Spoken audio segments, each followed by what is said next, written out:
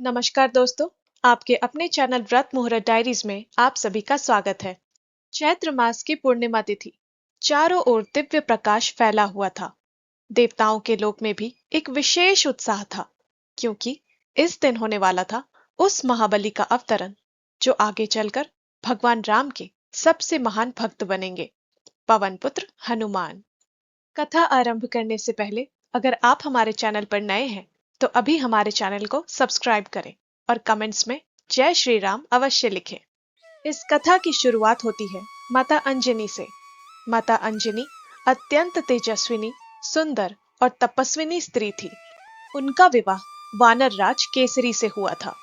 दोनों ही धर्मपरायण थे, लेकिन उनके जीवन में भी एक कमी थी। उन्हें संतान प्राप्त नहीं हो रही थी। समय बीतता गया, परंतु पुत्र का सुख न मिलने से माता अंजनी का मन अत्यंत व्याकुल रहने लगा। तब एक दिन माता अंजनी ने संकल्प लिया कि वे घोर तपस्या करेंगी। इसके लिए वे पर्वतों पर चली गई और उन्होंने भगवान शिव की कठोर तपस्या आरंभ की। वर्षों तक उन्होंने उपवास, ध्यान और जप किया। उनकी तपस्या इतनी कठोर थी कि देवताओं का लोक भी प्रभावित हो गया। माता अंजनी की इस कठोर तपस्या एवं भक्ति से प्रसन्न होकर भगवान शिव प्रकट हुए और बोले, हे अंजनी, मैं तुम्हारी तपस्या से अत्यंत प्रसन्न हूँ। मांगो, तुम्हें क्या वर चाहिए। तब माता अंजनी ने कहा, प्रभु, मेरे मन में एक संतान की कामना है। आप मुझे माता बनने का सुख प्रदान कीजिए। मुझे एक संतान प्रदान कीजिए भगवान।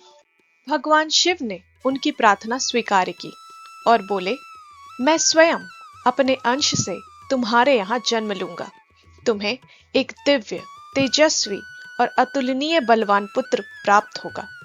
उसी समय दिव्य संयोग से पवन देव ने भगवान की उस दिव्य शक्ति को माता अंजनी के गर्भ तक पहुंचाया और गर्भस्थ बालक की रक्षा भी की। इस प्रकार माता अंजनी की कठोर तपस्या पूर्ण हुई।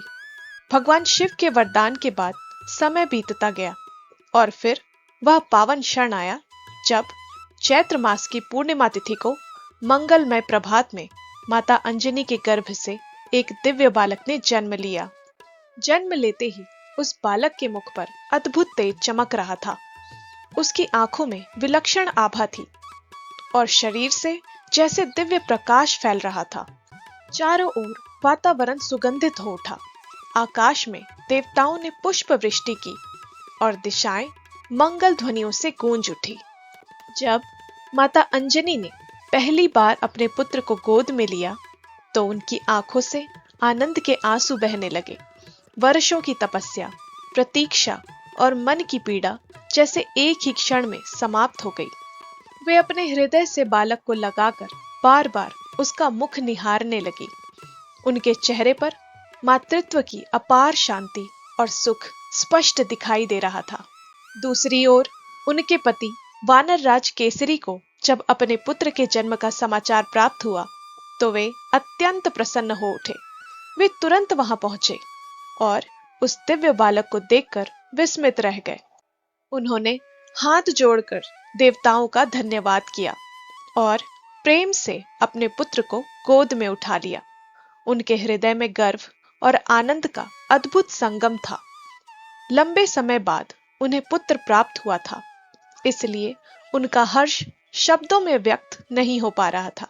उस दिन पूरे वन में उत्सव जैसा वातावरण था। वानर समुदाय ने हर्षोल्लास मनाया, फल फूल बांटे गए और सभी ने उस दिव्य बालक के दर्शन किए। माता अंजनी बार बार अपने पुत्र को देखकर मुस्कुराती, कभी उसे झुलाती, कभी उसके ललाट को चूम लेती। वानर राज केसरी भी स्नेह से अपने पुत्र को निहारते और मन ही मन सोचते, यह कोई साधारण बालक नहीं, अवश्य ही दिव्य वरदान है। धीरे धीरे दिन बीतने लगे। बाल हनुमान धीरे धीरे बढ़ने लगे। वे अत्यंत चंचल, तेजस्वी और नटखट थे। उनकी बाल लीलाएं देखकर माता अंजनी और केसरी का हृदय आनंद से भर उठता। कभी वे आश्रम के पास खेलते, कभी पेड़ों की डालियों पर झूलते, तो कभी पक्षियों के पीछे दौड़ पड़ते। उनकी हर एक शरारत में भी एक दिव्यता झलकती थी। और यहीं से प्रारंभ होती है उनकी अद्भुत बाल लीलाओं की वह कथा, जिसने पूरे ब्रह्मांड को आश्चर्य में डाल दिया। एक दिन की बात है, प्रातःकाल का समय था। आकाश में उगता हुआ सूर्य लाल लाल चमक रहा था। बाल हनुमान ने उसे देखा और उन्हें लगा जैसे आकाश में कोई पका हुआ लाल फल लटक रहा हो। बाल मन में उत्सुकता जागी। वे तुरंत उछले और उस फल को पकड़ने के लिए आकाश की ओर उड़ चले। माता अंजनी ने जब यह दृश्य देखा तो वे चकित रह गई। अपने पुत्र को वापस बुलाने के लिए उन्होंने उन्हें आवाज लगाई, उन्हें पुकारा, परंतु बाल हनुमान तो आकाश में तेजी से आगे बढ़ते जा रहे थे। उनकी गति इतनी तेज थी कि वे पलक झपकते ही बादलों को पार करते हुए ऊपर बढ़ने लगे। देवताओं ने जब यह अद्भुत दृश्य देखा तो वे आश्चर्यचकित रह गए। एक छोटा सा बालक सूर्य की ओर बढ़ता जा रहा था। बाल हनुमान आनंद से मुस्कुरा रहे थे, कभी हाथ बढ़ाते, कभी और तेज गति से उड़ते। ऐसा लग रहा था मानो वे सचमुच उस लाल फल को पकड़ ही लेंगे। उधर सूर्य देव ने भी जब एक छोटे से बालक को तीव्रता से अपनी ओर आते देखा तो वे समझ गए कि यह कोई साधारण बालक नहीं है। उस बालक को अपनी ओर आता देख सूर्य देव भी चिंतित हो गए, क्योंकि ब्रह्मांड की व्यवस्था बिगड़ने का भय उत्पन्न हो गया था। उसी समय राहु भी सूर्य को ग्रसने के लिए आगे बढ़ रहा था, परंतु बाल हनुमान को देखकर वह भयभीत हो गया और इंद्रदेव के पास जाकर बोला, देवराज, कोई दूसरा बलशाली बालक सूर्य को निगलने आ रहा है। यह सुनकर इंद्रदेव भी चिंतित हो उठे। वे तुरंत अपने वाहन ऐरावत पर सवार होकर वहां पहुंचे। उन्होंने देखा कि बाल हनुमान सूर्य को पकड़ने ही वाले हैं। ब्रह्मांड की रक्षा के लिए इंद्रदेव ने अपने वज्र से बाल हनुमान पर प्रहार कर दिया। वज्र लगते ही बाल हनुमान आकाश से गिर पड़े। उनकी ठुड्डी पर गंभीर चोट आई और वे मूर्छित होकर धरती पर गिर गए। यह दृश्य देखकर पवन देव अत्यंत क्रोधित हो गए। वे अपने पुत्र की यह अवस्था सहन नहीं कर पाए।